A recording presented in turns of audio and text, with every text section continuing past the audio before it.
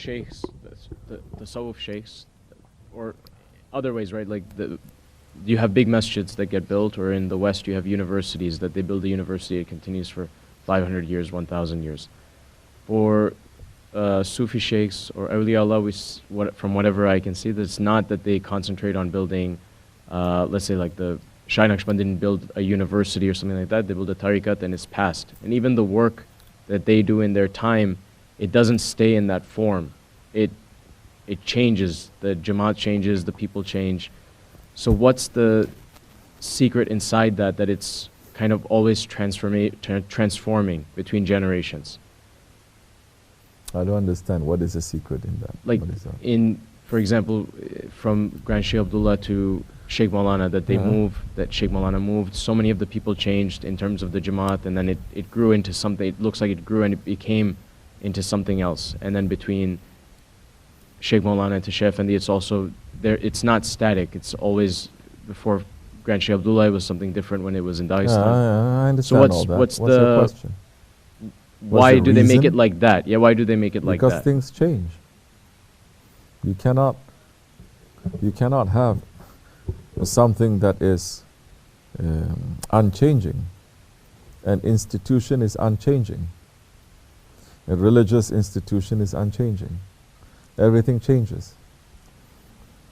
And religion has to be alive, and spirituality has to be more than alive. Islam is a living religion, it's not dead, you understand? Which means that it has to move according to the times, it has to influence the time, and the time has to influence it.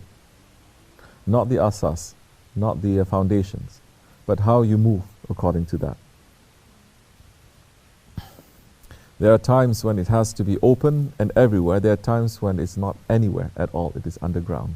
There are times when it's high, there are times when it's low, there are times when it's in the city, there are times when it's in the mountains. But everything is moving to that big event that is going to happen. Since the beginning, they were preparing for the end. What are believers preparing? Our end. All believers, all religions is preparing people for the end, is not preparing people for this dunya.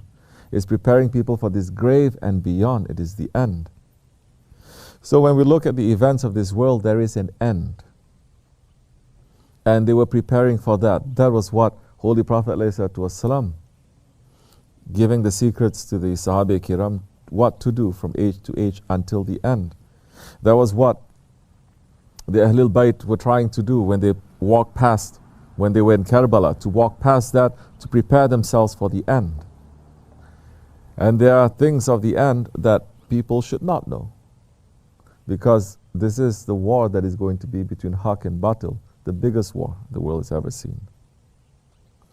So why should that information and knowledge that what the good is going to do, what Haq is going to do, why should Haq be publicizing it everywhere?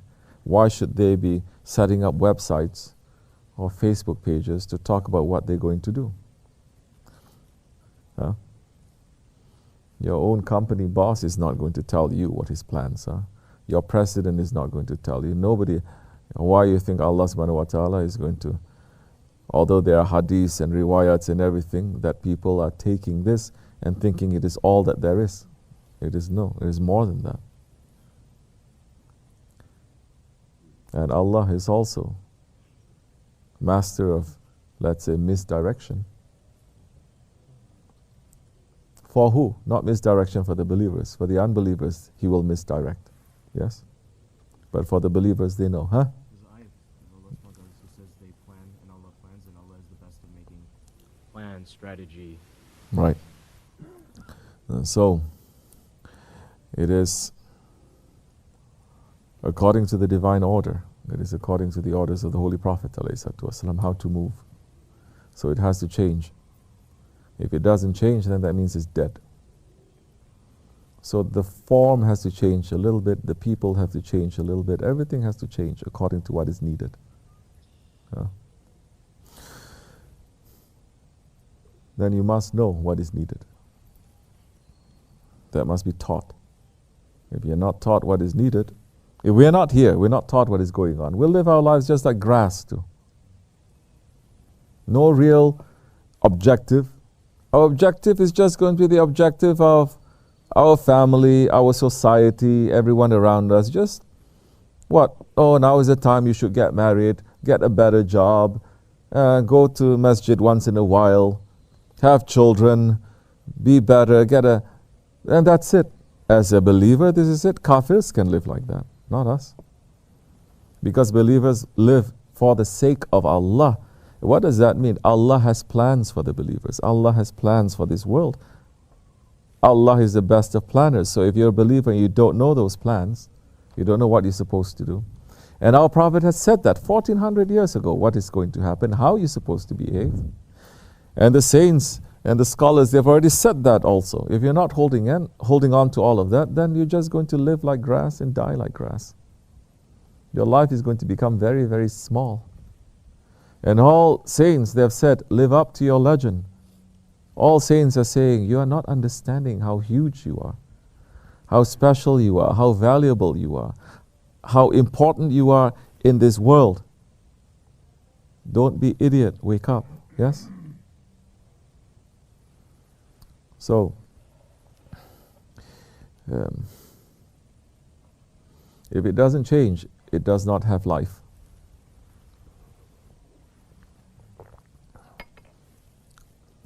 When you start, that's why I said, I don't really like organizing so much like that. Because when religions start organizing like that, that means they're losing it.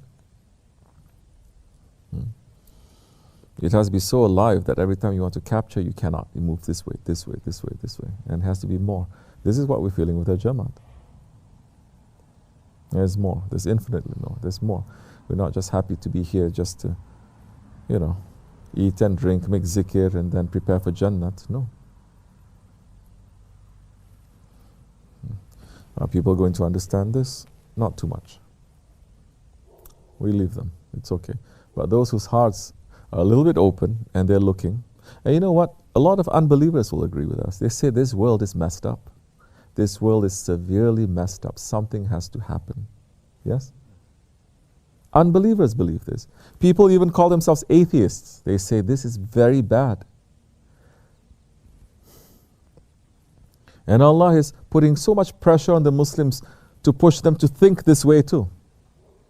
This is not the best of our times.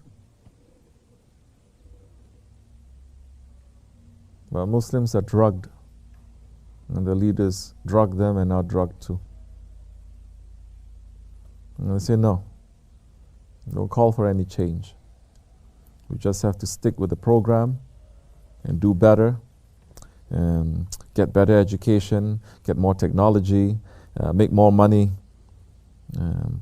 run for this dunya, and then we'll be good. Then that time Allah will be proud of us because we'll be able to achieve things. Huh? That's what I'm thinking about the question that Ashraf said. Yes. That they really tell their people that, yeah, this is the army of Islam. This is the army of the Prophet, but they don't do anything for Islam. They don't. These armies are just sitting, they're not doing anything for Muslims or for Islam. But the people are totally brainwashed in the countries to believe that.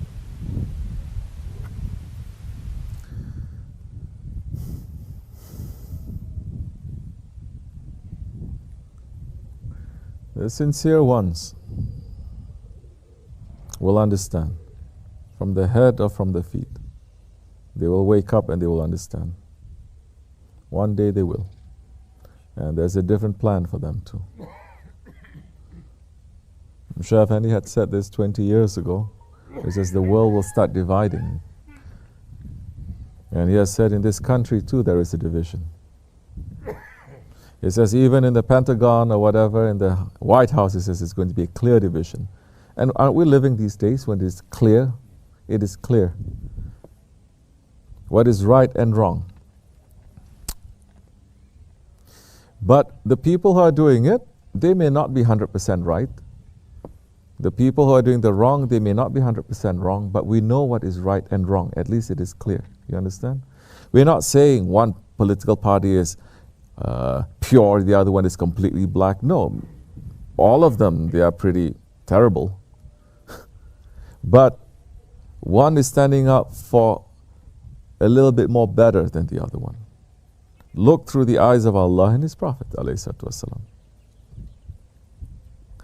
Because they will trick you and they will trick you and they will trick you.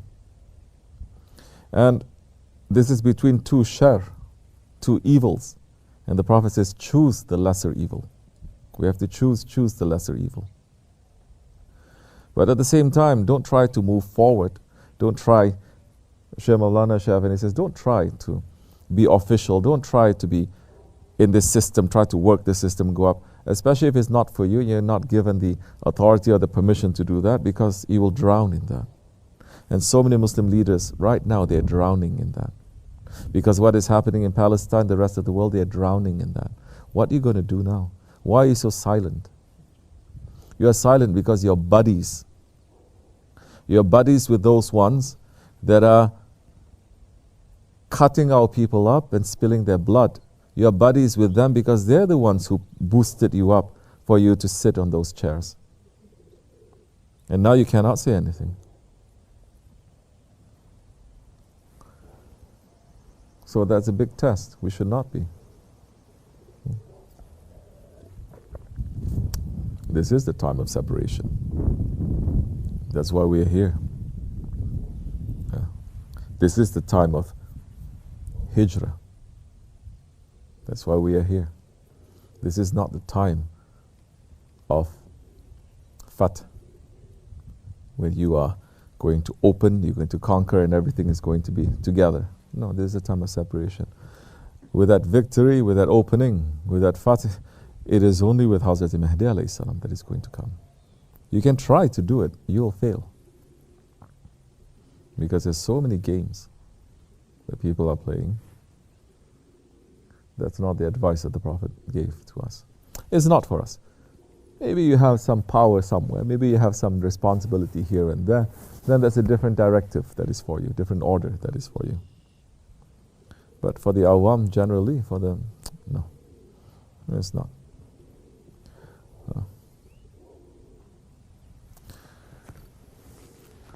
Yeah. Allah keep us safe. Avia Rosa, drink your tea.